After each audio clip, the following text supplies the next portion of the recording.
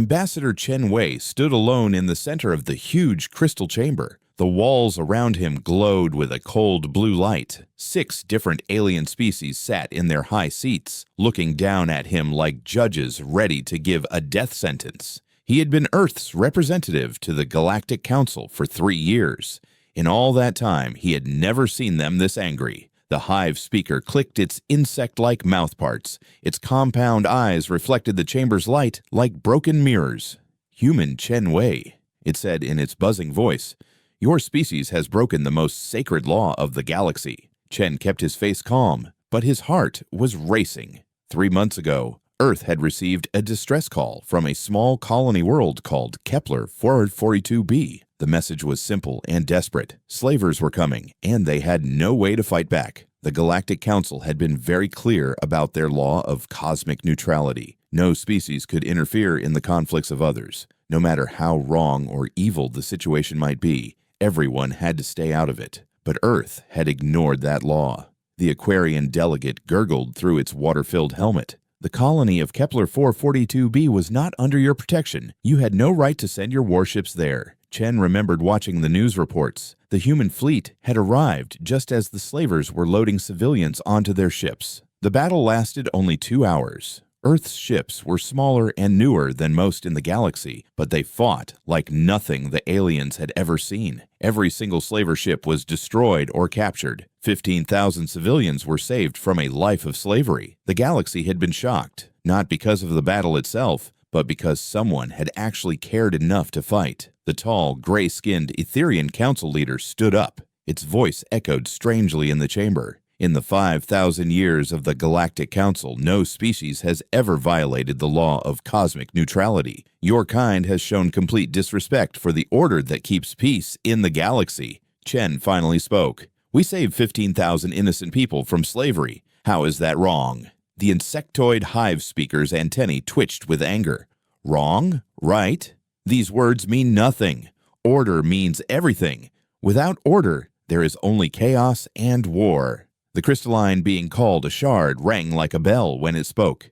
"Your species is young and foolish. You think with your emotions instead of logic. This makes you dangerous." Chen had heard this before. Humans were the newest members of the galaxy. Most species had been traveling between stars for thousands of years before Earth even invented the wheel. The aliens often treated humans like children who did not understand how the real world worked. But Chen had seen the real galaxy during his time here. He had seen planets where entire populations lived as slaves, and the Council did nothing because it was not their business. He had seen genocides happen while the powerful aliens watched and followed their law of neutrality. The Council leader raised one long arm. "The human species must be punished. This punishment must be severe enough that no other young species will ever think of following your example." Chen's stomach dropped.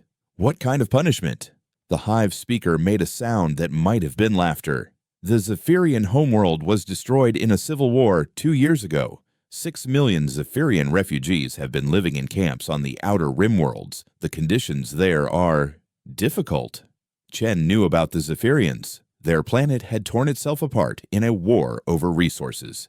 The survivors had been begging for help, but no world wanted to take in so many refugees. The council leader continued, "These 6 million refugees will be transported to Earth immediately. You will receive minimal supplies. No other world will be allowed to help you. Your planet will have to handle this burden alone." The chamber fell silent except for the humming of the crystal walls. Chen realized what they were doing. They expected Earth to collapse under the weight of 6 million refugees. They wanted to show the galaxy what happened when someone tried to help others. The Aquarian delegate spoke again. "Your planet has a population of 8 billion humans. You barely have enough resources for your own people. Adding 6 million more will destroy your economy, your environment, and your society." The shard being chimed coldly. "Perhaps your species will learn that compassion is a luxury that only leads to suffering." Chen looked around the chamber. These beings had ruled the galaxy for thousands of years. They had technology beyond human imagination. They could travel between stars like humans drove cars. But they had no heart. They had built a galaxy where helping others was against the law. The council leader stood up again. The Zephyrian transport ships will arrive at Earth in 1 week. Your government will be informed of their arrival, but nothing more. How your species handles this burden is entirely your responsibility." The hive speaker clicked its mouthparts happily. "We expect your civilization to collapse within 1 year. Perhaps other young species will learn from your example. Compassion is weakness. Order is strength." Chen felt anger building inside him, but he kept his voice steady.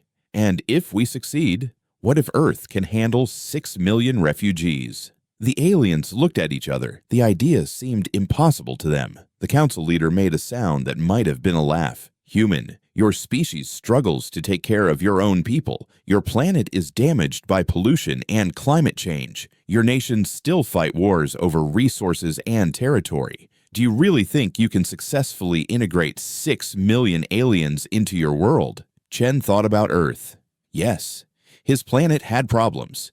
Humans were not perfect, but he also thought about the rescue mission to Kepler 442b. When those 15,000 people needed help, Earth had not hesitated. Human ships had traveled across the galaxy to fight for strangers. "We will see," Chen said quietly. The council leader waved a dismissive hand. "This meeting is finished. The transport ships are already on their way. We will watch with interest to see how long your civilization survives." As Chen left the chamber, he could hear the aliens talking among themselves. They sounded pleased with their decision. They thought they had found the perfect punishment for Earth's compassion. Chen looked out at the stars through a window of the massive space station. Somewhere out there, 6 million desperate refugees were heading toward Earth in old, crowded ships. They probably thought they were being sent to another refugee camp, or maybe even to their deaths. They had no idea they were about to discover what humans really meant when they talked about compassion. President Maria Santos stared at the screens showing 6 massive alien ships entering Earth's atmosphere. Each ship was the size of a small city, old and battered from years of carrying refugees across the galaxy. The ships had no escorts, no support vessels, just enough fuel to reach Earth and land. The United Nations emergency session had been going on for 12 hours. Representatives from every country on Earth filled the assembly hall, their voices rising in heated debate. The news channels showed crowds gathering outside government buildings around the world, some holding welcome signs, others demanding that the alien ships be turned away. "Madam President," said Secretary General Kim Jong-soo, his face pale with exhaustion, "our preliminary reports show that Earth's current resources are already stretched thin. We have climate refugees, economic problems, and food shortages in several regions. Adding 6 million more people could cause complete system collapse." Defense Minister Jackson leaned forward in his chair. "We should consider this an invasion. 6 million aliens landing on our planet without permission? We have every right to defend ourselves." Santos watched the screens as the first refugee ship touched down in what used to be a military airfield in Nevada. Through the security cameras, she could see the ship's doors slowly opening. The first Zephyrians to step onto Earth looked around with wide, frightened eyes. They were humanoid, but clearly alien. Their skin had a blue tint that shifted in the sunlight. They were taller than humans, with longer arms and legs. Their faces were more angular, with larger eyes that seemed to take in everything at once. Most of them carried small bundles of belongings, everything they owned in the galaxy. "They look terrified," Santos said quietly. Economic Advisor Rodriguez pulled up charts on her tablet. "Madam President, the numbers are clear. 6 million people need food, shelter, medical care, and eventually jobs. Our economy cannot handle this kind of sudden increase in population. Other countries are already closing their borders," warned Foreign Minister Patel. "France and Germany have announced they will not accept any refugees on their soil. China and Russia say they will shoot down any ships that try to land there. We are completely alone in this." Santos thought about the message Ambassador Chen had sent from the Galactic Council. The aliens expected Earth to fail. They wanted humanity to prove that compassion was weakness, that helping others only led to suffering. "What are our options?" she asked. Defense Minister Jackson stood up. "We could demand they leave, use our military to force the ships back into space." "Where would they go?" asked Dr. Sarah Kim, the head of Earth's Xenological Research Division. "Their homeworld is destroyed. No other planet in the galaxy wants them. Sending them away is the same as killing them." "That's not our problem," Jackson replied coldly. Earth didn't create this refugee crisis. Santos watched as more Zephyrians left their ships. Children clung to their parents' arms. Elderly aliens moved slowly, supported by younger family members. These were not invaders or conquerors. These were families who had lost everything. "We could set up containment camps," suggested Internal Affairs Director Chen. "Keep them isolated while we figure out what to do long-term." "Camps?" Dr. Kim shook her head. "These people have been living in refugee camps for 2 years. They need real homes, not more temporary solutions." Santos stood up and walked to the window. Outside, she could see protesters gathering in the streets. Some carried signs saying "Earth First" and "No Aliens." Others held banners reading "Welcome" and "We are all one." "Madam President," said Secretary General Kim, "we need a decision. The other ships are requesting permission to land, and our Air Force wants to know whether to escort them or intercept them." Santos closed her eyes and thought about her daughter, who had joined the Peace Corps after college. She remembered her daughter's words. "Mom, if we can't help people when they need it most, what good are we?" She opened her eyes and looked around the room at the most powerful people on Earth. "What if we succeed?" "Excuse me," asked Economic Advisor Rodriguez. "What if we actually manage to integrate 6 million refugees successfully? What if Earth becomes stronger because of this, not weaker?" Defense Minister Jackson laughed bitterly. "Madam President, with respect, that's impossible. No nation in human history has ever successfully integrated that many foreigners at once." Dr. Kim leaned forward. "Actually, sir, that's not true. America integrated millions of immigrants in the early 1900s. Europe rebuilt after World War II with displaced populations. Humans have done this before, just not on this scale." Santos walked back to the table and sat down.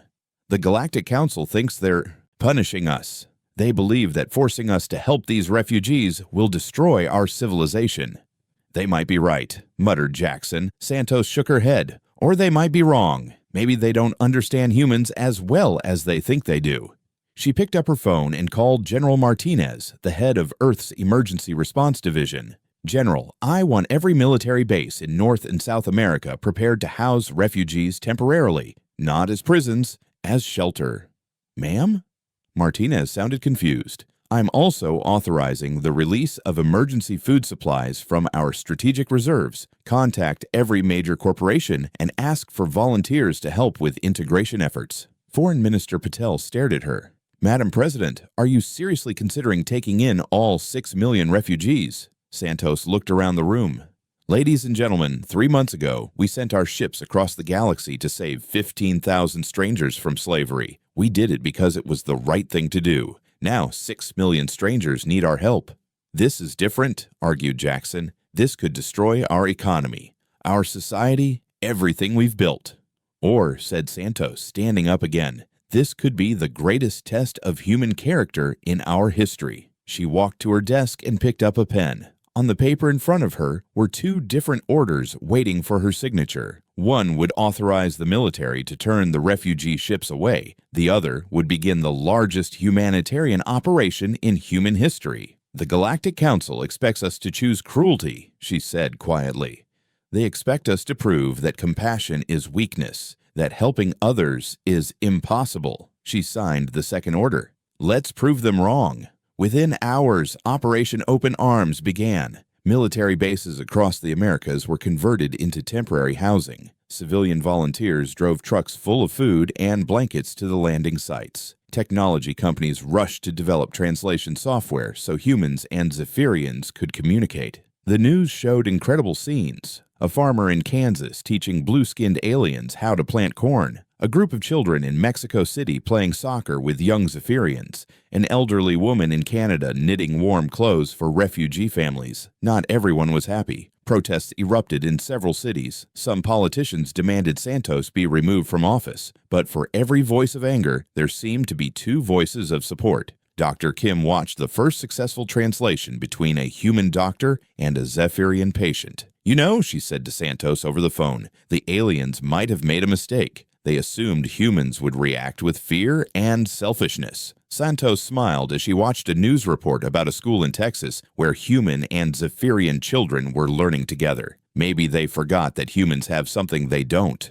"What's that?" Santos looked out at the stars, wondering if the Galactic Council was watching Earth right now. Hope.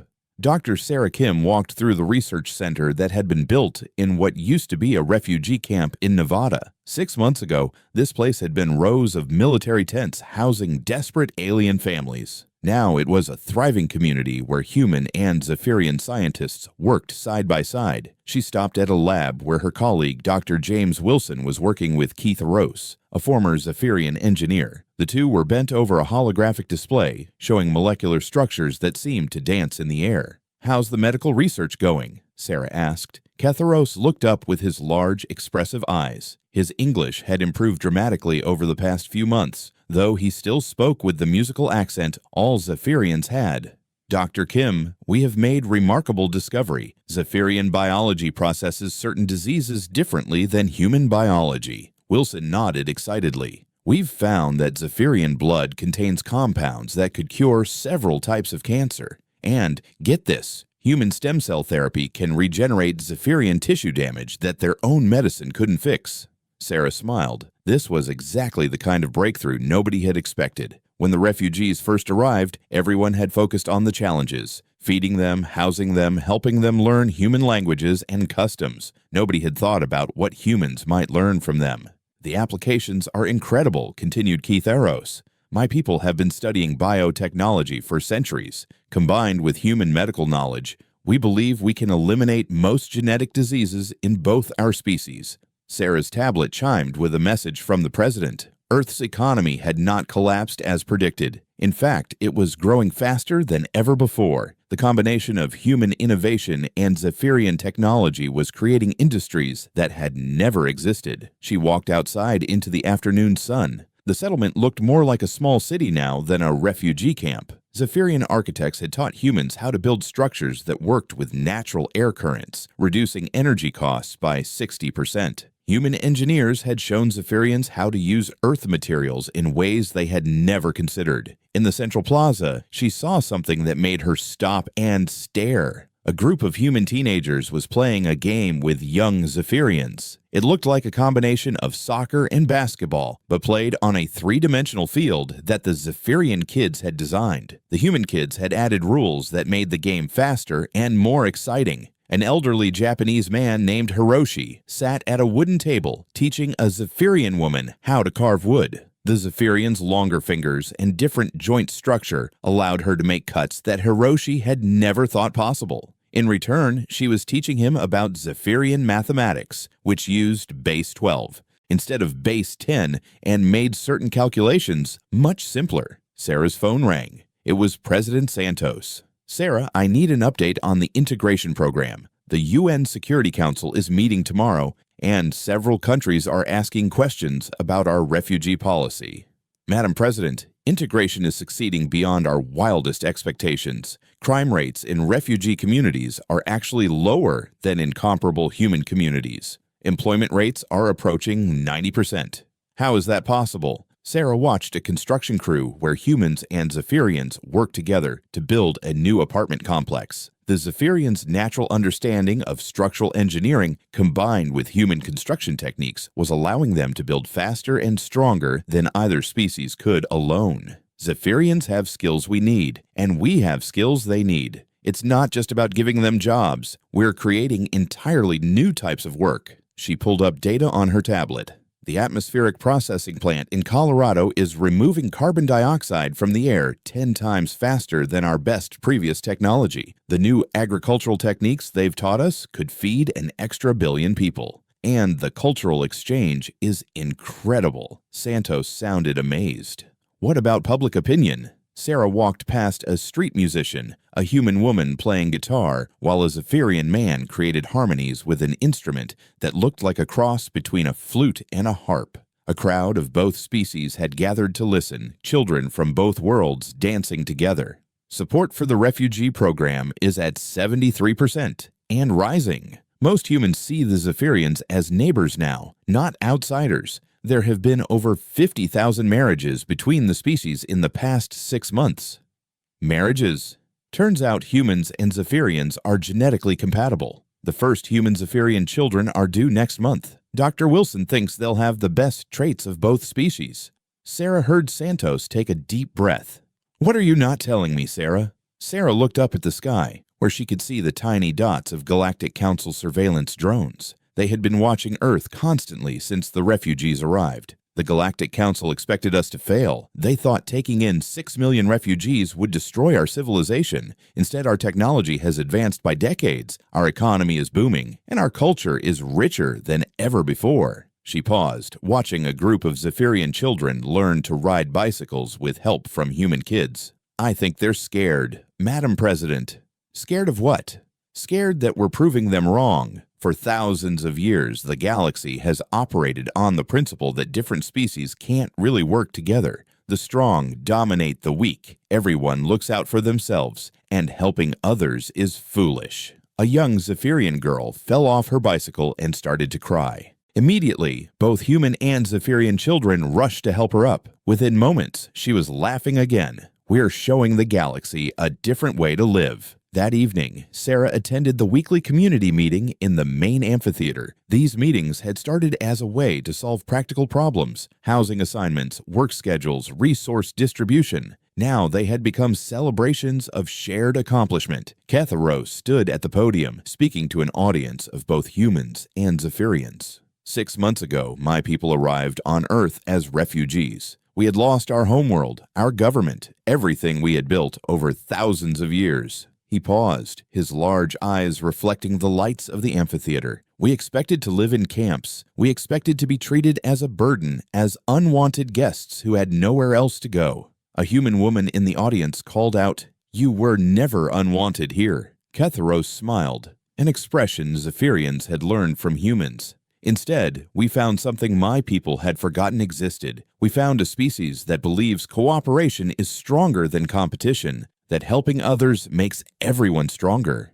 He gestured to the audience, where humans and Zephyrians sat mixed together, families from both worlds side by side. My daughter asked me yesterday if we could stay on Earth forever. She said this feels more like home than Zephyr ever did. The applause was thunderous. Sarah looked around at the faces in the crowd, blue-tinted and pink-tinted, but all showing the same emotions of hope and belonging. Later that night, as Sarah walked home through the quiet streets of the settlement, she received an encrypted message on her secure government tablet. It was from Ambassador Chen at the Galactic Council. The Council is in emergency session. Reports from their surveillance drones show Earth's unexpected success. Several member species are asking why their own refugee populations can't be sent to Earth as well. The Hive speaker is furious. They're calling Earth's actions dangerous propaganda and discussing corrective measures. Sarah looked up at the stars and wondered what those corrective measures might be. The Galactic Council had ruled the galaxy for thousands of years by keeping species separate and suspicious of each other.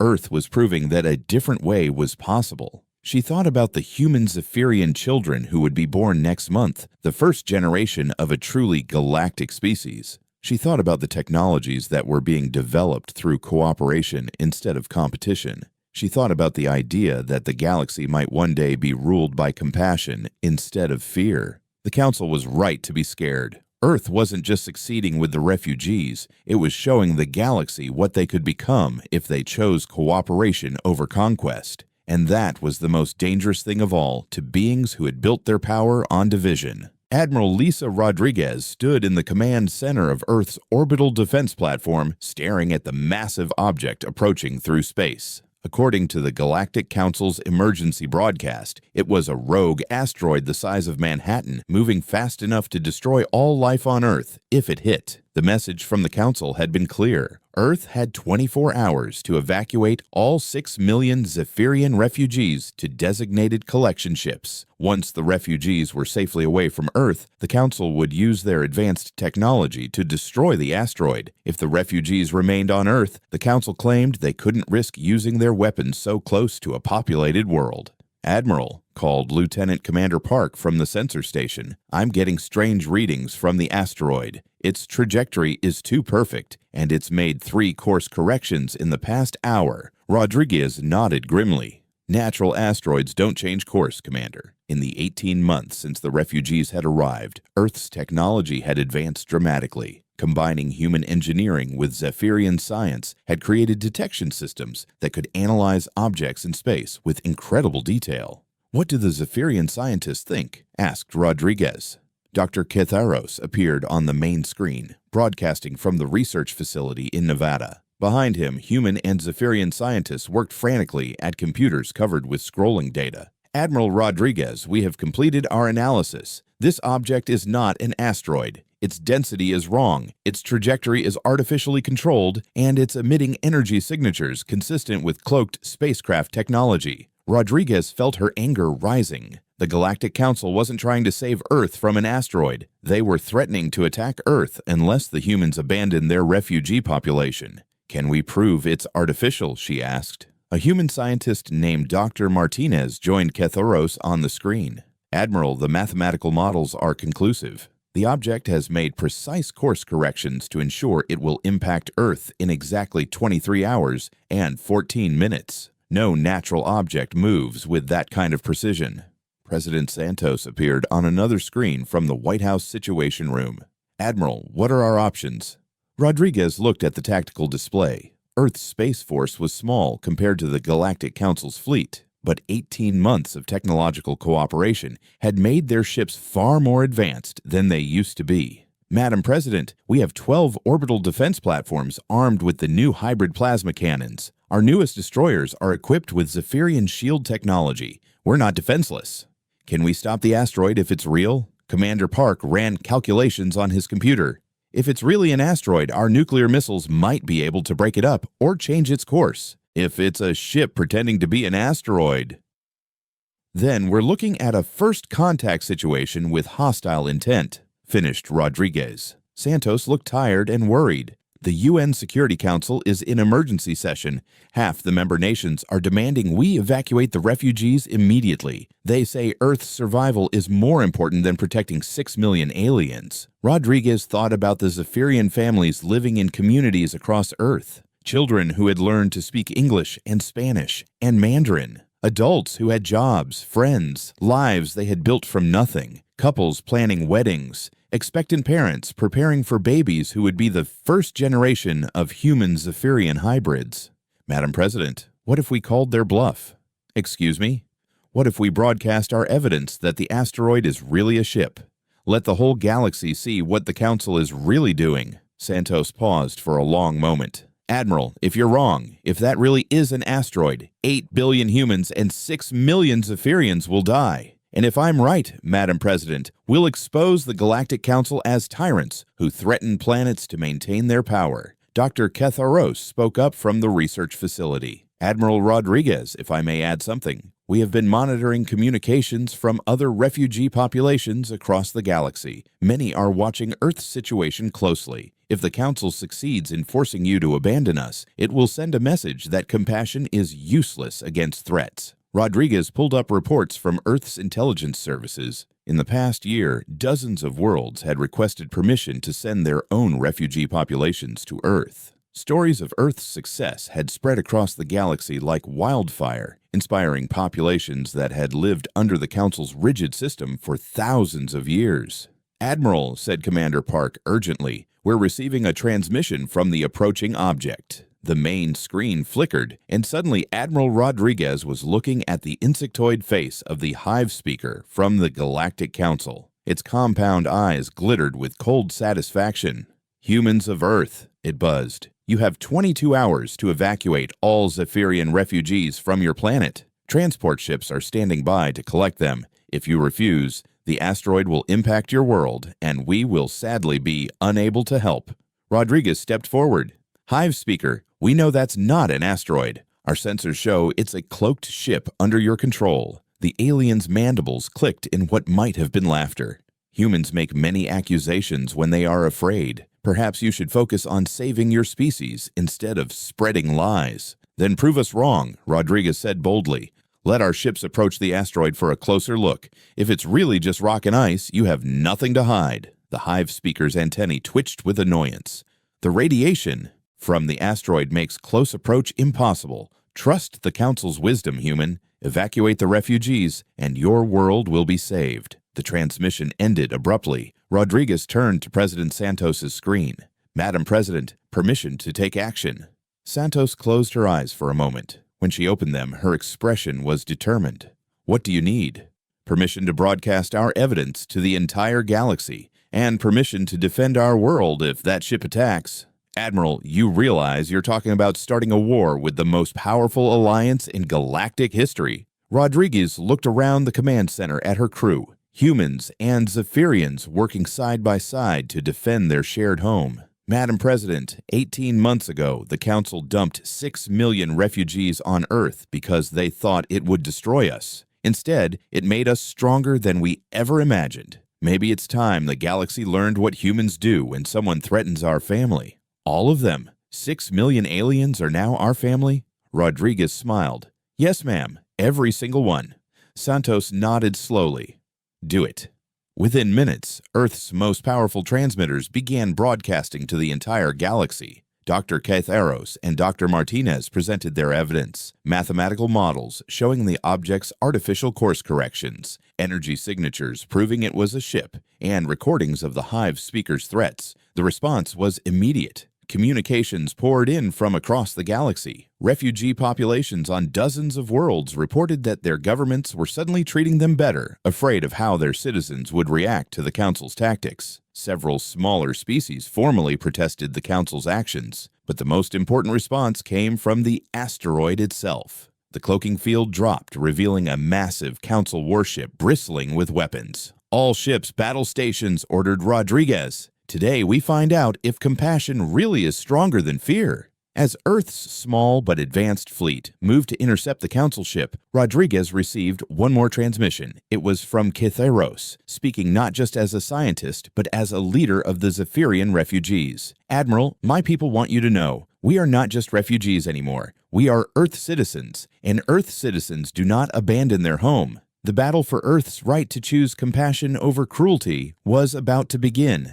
Ambassador Chen Wei walked through the corridors of the space station that had once been called Nexus Prime. The walls still glowed with their crystal light, but now Earth's maple trees grew alongside alien formations from dozens of worlds. The rigid chamber where he had stood trial 2 years ago had been redesigned as a circular form where every species sat as equals. Today was historic. For the first time in galactic history, the cosmic neutrality laws were being officially abolished. Chen smiled as he remembered the battle that had changed everything. Admiral Rodriguez's small fleet had faced the massive Council warship for 3 tense hours. Earth's ships, enhanced with Zephyrian technology, had proven surprisingly effective. But the real victory hadn't come from weapons. It had come from the galaxy watching. As Earth's evidence spread across communication networks, something unprecedented happened. Populations on hundreds of worlds began demanding answers from their governments. Why was the Council threatening Earth for helping refugees? Why was compassion being treated as a crime?